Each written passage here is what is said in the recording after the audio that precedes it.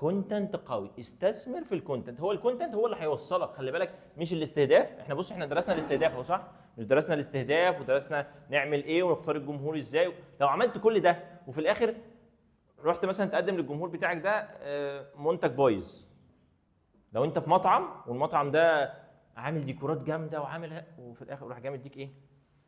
الاكل ناقص ملح او اكل ملح زياده، يبقى انت كده عملت ايه؟ اكنك جبت الطبق رز مثلا بلبن او اي حاجه حلوه ورحت عامل عليها ايه؟ حطيت عليها ملح او حطيت عليها تراب. صرفت كل ده وجاي على الكونتنت اللي هو اصلا اللي هيبيع ومش عايز تعمله.